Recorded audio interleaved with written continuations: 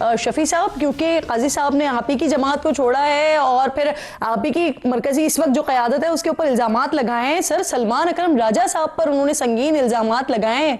उनके पास वो WhatsApp messages भी मौजूद हैं जो सलमान अकरम राजा साहब ने किए हैं। वो कह रहे हैं तज़हीक की गई है, उनको ज़हनी टॉर्चर किया गया है उनको। शफी साहब, इनको सबसे पहले आपका शुक्रिया। महमूद साहब को ज़हनी टॉर्चर किया गया? काजी अनवर साहब को सर। अच्छा, काजी अनवर साहब को। जी बिल्कुल, काजी अनवर साहब ने आज इस्तीफा दे दिया है ILF से। देखिए, हमारे लिए बड़े रिस्पेक्टेड है काजी साहब, उनकी काफी स्ट्रगल रही है पाकिस्तान तहरीक इंसाफ। आज उन्होंने अपने ओहदे से इस्तीफा दे दिया है।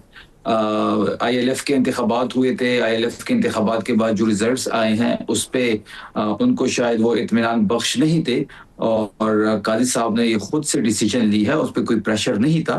सलमान अकरम राजा साहब की जो भी बात, जो भी मैसेजेस हैं, उसका तो मुझे ज़ाती तौर पे इल्म नहीं है, लेकिन काजी साहब का बड़ा एहतराम है। वो कह रहे हैं सलमान अकरम राजा साहब के वॉइस नोट्स हैं जिसमें वो कह रहे थे कि वोट्स नहीं देने, वो अपनी हार की जिम्मेदारी भी जो है ना वो उनके ऊपर डाल रहे हैं। वो कह रहे हैं उनके वॉइस नोट्स मौजूद हैं। देखिए, ILF की जो जिम्मेदारी है वो तो काजी अनवर साहब काफी अरसे से ILF को देख रहे थे। खैबर पख्तूनख्वा में वो जगह जगह कन्वेंशन भी कर रहे थे, मेरे शहर कोहाट भी आए थे, उन्होंने यहाँ भी कन्वेंशन किया था।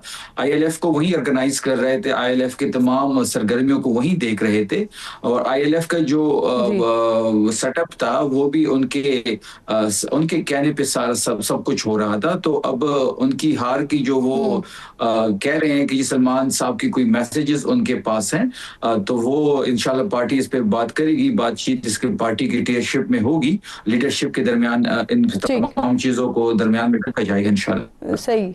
वो कह रहे हैं ये वॉइस नोट जो है ना वो लोगों को किए गए, मैसेजेस किए गए सलमान अकरम राजा की तरफ से। अब मुझे ये फरमाइए सर, आज जो आप लोगों का जलसा हुआ, यहाँ पर वजीर आला फरमाते हैं कि जेल से मैसेज आ गया है, यानी खान साहब की तरफ से ये पैगाम आ गया है कि आज़ादी या फिर मौत, अब जाएंगे या तो फिर कफन में वापस आएंगे या फिर आज़ादी लेकर आएंगे। अब इसी तरह की बातें जो है ना आपके साबिका वजीर आला भी किया करते थे, अली अमीन गंडापुर साहब भी यही बात किया करते थे, बल्कि वो तो एक स्टेप आगे, वो गोली का जवाब गोली से देने की बात किया करते थे। लेकिन फिर जब सिचुएशन बनती थी तो सिर्फ आपके कारकुनान ही बेचारे पीछे रह जाते थे, वजीर आला तो फिर 14-15 जिले क्रॉस करके निकल जाते थे सर। अब बिल्कुल, आज खैबर पख्तूनख्वा मेरे शहर कोहाट में पाकिस्तान तहरीक इंसाफ का जलसा था जिससे सोहेल आफरीदी साहब ने खिताब भी किया।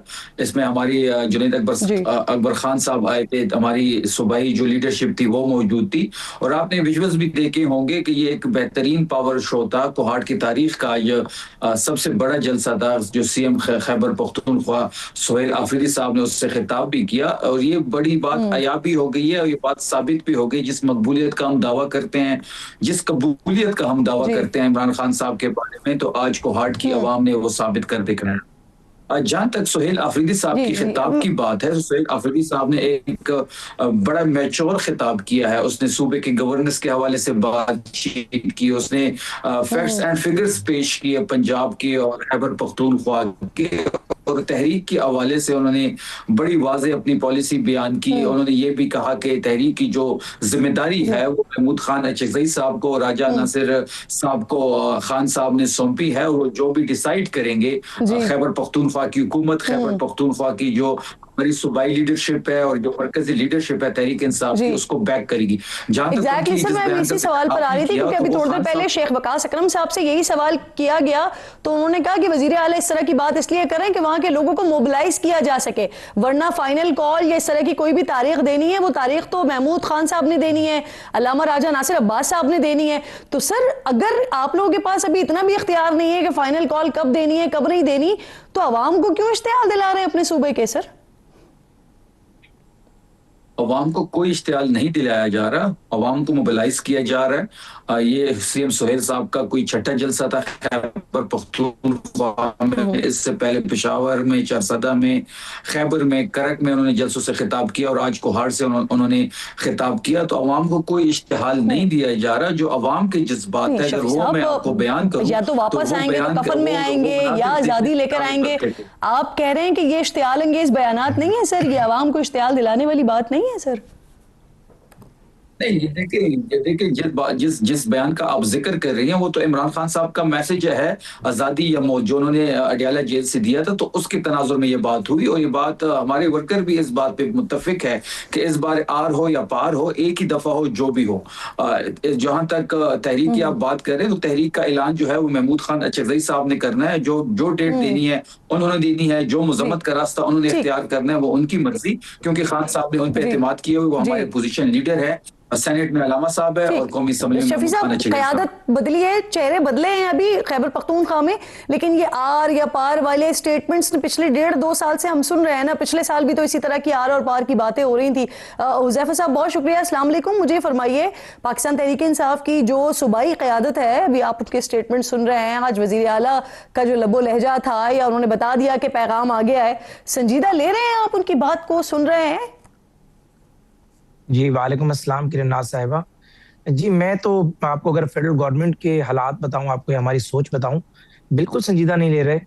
2014 से इसी तरह के बयानात दे रहे हैं, मरो और मार दो की पॉलिसी।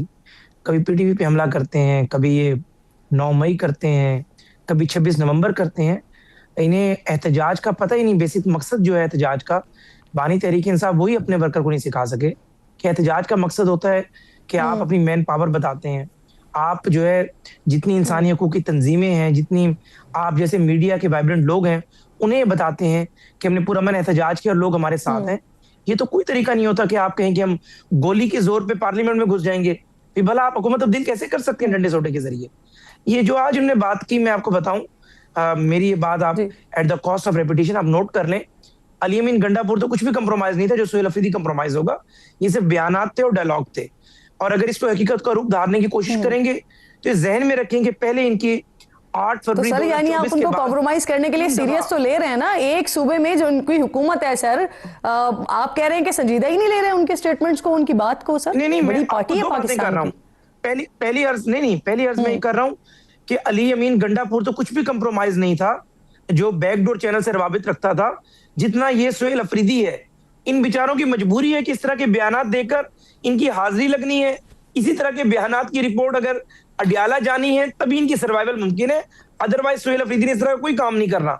और अगर वो करेगा तो मैं आपको बता दूं कि पहले 3 एहतजाज जो हुए, चाहे उसे आप हमारी सहूलतकारी कहें, हमारी कमजोरी कहें या हमारा कंप्रोमाइज कहें, लेकिन इस मर्तबा मैं आपको बता रहा हूं कि सवाल ही पैदा नहीं होता कि ये सवाबी से आगे जो है अपने सूबे की ताकत के जरिए आएंगे। आप पुरअमन लोगों को लेकर जरूर आए, लेकिन अगर इनके साथ जत्थे होंगे, अगर इनके साथ पुलिस की सपोर्ट होगी, तो फिर आप देखेंगे कि जो बातें पहले 2 हफ्ते पहले हो रही थी, फिर नहीं, यानी इस बार खुसूसी जहाज भी नहीं आएंगे और अडियाले के दरवाजे भी नहीं खुलेंगे सुबह 6 बजे? नहीं, कुछ भी नहीं होगा। इस मर्तबा हम जब पेशावर टूल प्लाजा क्रॉस करेंगे, आपको तभी हमारे एक्शन नजर आएंगे। वो कहते हैं action speak louder than words. आज मैं बात करूंगा, वो धमकी लगेगी, आपको फिर नजर आएगा कि गवर्नर आज किस तरह लगता है, गवर्नर कौन होता है, सुबह कैसे चलता है। और सोहेल अफरीदी साहब अपनी सर, अली अमीन गंडापुर साहब वैसे आप लोगों को बहुत पसंद है, तो अगर आप कहते हैं कि सोहेल अफरीदी साहब ज्यादा कॉम्प्रोमाइज्ड होंगे तो फिर तो वो ज्यादा फेवरेट हो जाएंगे ना आपके, अली अमीन गंडापुर साहब। अब मुझे ये बताइए कि सर मुझे ये बताएं ना कि खान साहब को क्या कहीं मुंतकिल करने के लिए बात हो रही है? सर सोच रहे हैं हुज़ैफा साहब अडियाला से कहीं और मुंतकिल करने के लिए? ये अब देखें, ये सोच जरूर अभी तक इस सोच पे बात नहीं हुई, लेकिन ये तजवीज जरूर है हमारे जहन में।